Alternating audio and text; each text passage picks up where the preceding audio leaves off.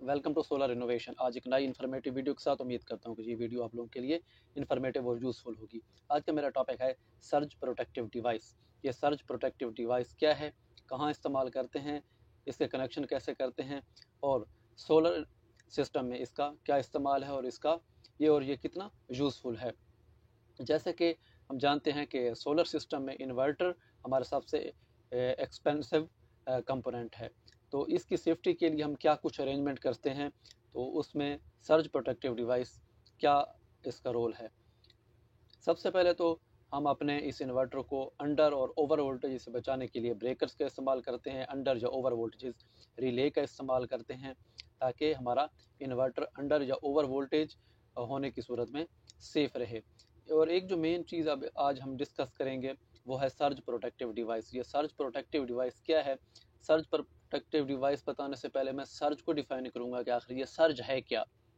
Surge input voltage में होने वाला सडन चेंज है, जिनको हम ट्रांजिएंट वोल्टेजेस भी कहते हैं, जो हमारे इलेक्ट्रिकल और इलेक्ट्रॉनिक्स कंपोनेंट जो सेंसिटिव कंपोनेंट हैं उनके लिए बहुत डेंजरस हो सकता है।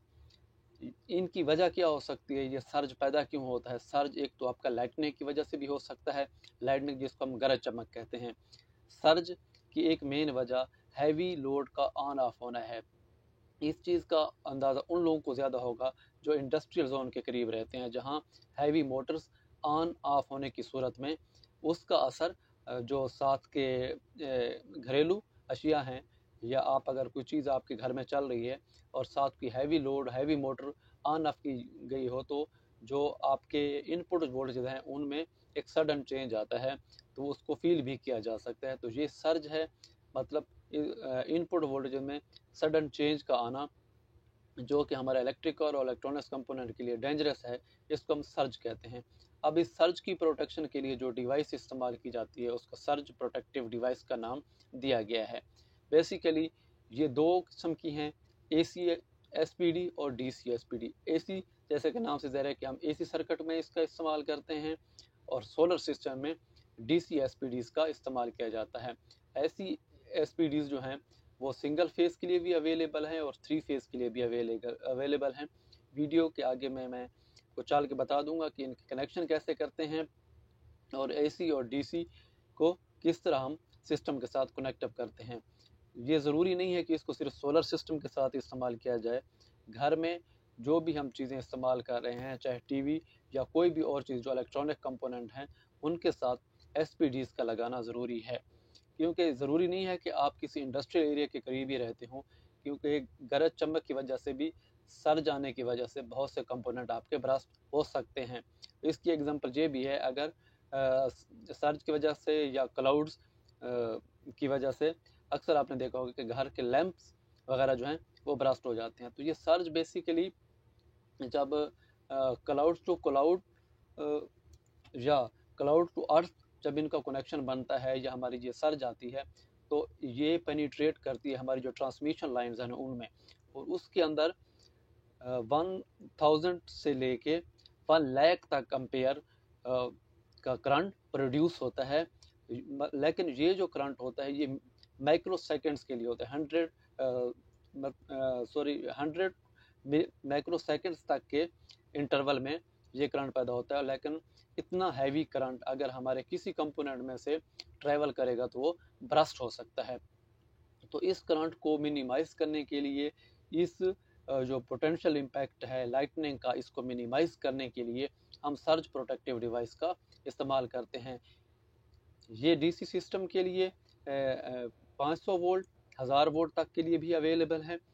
वो आप अपने सिस्टम के रिक्वायरमेंट के मुताबिक इस्तेमाल करेंगे। और इस तरह एसी भी मतलब आप जितने वोल्टेजेस का आपका सिस्टम है उसके मुताबिक आप परचेज करके इसको देख लेते हैं कि इसकी डायग्राम और इसको हम इसमें लगाना क्या है। अगर हमारे पास मैं आपको ब्लॉक डायग्राम में ये एक्सप्लेन करूँगा। अगर मेरे पास इन्वर्टर है, ये इसकी पीवी की इनपुट है और ये इसकी एसी की इनपुट है। तो इन एसी इनपुट और पीवी इनपुट लगाने से पहले हम एसपीडीज को इस सर्किट में इन्वॉल्व करेंगे, देखेंगे कि इसको किस तरह कनेक्ट अप करते हैं। अगर ये मेरे पास पीवी इनपुट है, ये इससे पहले मैं ब्रेकर का भी इस्तेमाल करूँगा कि ब्रेकर के बाद मेरी पीवी इनपुट आगे मैं एक एसपीडीज का इस्तेमाल कर रहा हूँ, क्योंकि ये मेरा सिस्टम 220 वोल्ट का 1 से लेके 5 किलोवाट तक का है। तो उसके लिए जो मैं एसपीडीसी इस्तेमाल करूँगा वो 500 वोल्ट से लेके 1000 वोल्ट तक की इस्तेमाल कर सकता हूँ। तो इसमें एक पॉइंट होगा प्लस का, दूसरा माइनस का, क्योंकि ये डीसी एसपीडी है। और तीसरा पॉइंट जो होगा वो अर्थिंग का होगा। जहाँ मैंने सिर्फ अर्थिंग शो की हुई है, लेकिन इसके लिए आपको प्रॉपर अर्थिंग का अरेंजमेंट करना होगा, अर्थिंग रॉड डाल के। जो हम अर्थिंग पे भी एक टॉपिक मैं आगे एक्सप्लेन कर दूंगा। तो इसके लिए प्रॉपर अर्थिंग की जाएगी। तो देख सकते हैं कि इसमें प्लस का पॉइंट प्लस में आके लगेगा और माइनस का पॉइंट माइनस वाले पॉइंट पे लगेगा, और पैरेलल में आपके जाके आपकी जो पीवी इनपुट है इन्वर्टर में हम इंस्टॉल करेंगे।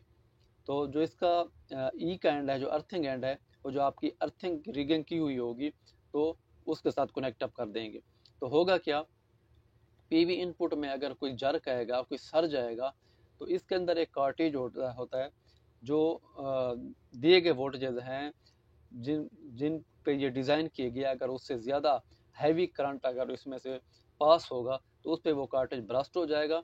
तो इस तरह जो आपका हैवी करंट है वो ग्राउंड हो जाएगा। तो इस तरह आपका जो आगे डिवाइस है, जो कोई भी कंपोनेंट है, तो वो मतलब ज़ाया होने से बच जाएगा। और इसी तरह एसी साइड पर देखते हैं कि हमारे पास 220 वोल्ट इनपुट है। अगर ये सर्च तो आपके सोलर पैनल की तरफ से आ रहा था कि अगर आपके सोलर पैनल्स पे कोई लाइटनिंग का इम्पैक्ट पड़ा है, तो जो आपकी पीवी इनपुट आ रही है उसमें हैवी करंट उसमें से पास होगा। तो ये तो थी आपकी डीसी साइड। और जबकि दूसरी साइड पे ये एसी है। अगर आपकी ट्रांसमिशन लाइंस में किसी जगह पे लाइटनिंग पड़ती है या कोई हैवी लोड ऑन ऑफ होता है, तो यहाँ से आने वाला जो सर्ज है, इसी तरह ये एसपीडी, इस पर एक न्यूट्रल का पॉइंट होगा, एक लाइन का पॉइंट होगा, और सेम तीसरा अर्थिंग का पॉइंट होगा। ये भी प्रॉपर अर्थिंग के साथ जाकर कनेक्ट अप होगा। अगर इन 220 वोल्टेज में कोई हैवी सर्ज या हैवी करंट ड्रा होगा, तो वो इसमें से लगा हुआ कार्टेज जो है अपनी दे गई जो उसकी रेंज है, अगर उससे ज़्यादा होगा तो उस पर ब्रस्ट होगा। और उसके साथ ही ये जो इसमें हैवी करंट होगा वो इसमें ग्राउंड हो जाएगा। और इस तरह जो आपकी इनपुट वोल्टेजेस इसको जा रहे हैं वो सेफ वोल्टेजेस जाएंगे। तो इस तरह आपका इन्वर्टर या कोई भी जो आगे कंपोनेंट इस्तेमाल हो रहा है वो सेफ रहेगा। ये तो थी एसपीडी और इसकी इम्पोर्टेंस।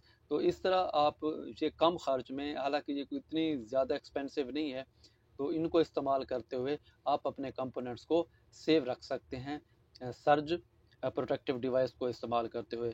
ये तो था मेरा आज का टॉपिक। इंशाल्लाह अगली वीडियो में मैं अर्थिंग टॉपिक में भी बनाऊंगा कि प्रॉपर अर्थिंग किस तरह करनी है, सोलर पैनल के लिए अलग अर्थिंग किस तरह करनी है, इन्वर्टर के लिए किस तरह करनी है, और इन डीसी एसपीडीज को अर्थिंग के साथ कनेक्ट किस तरह करना है। तो इसके लिए देखते रहे हमारे यूट्यूब चैनल। अल्लाह हाफिज़।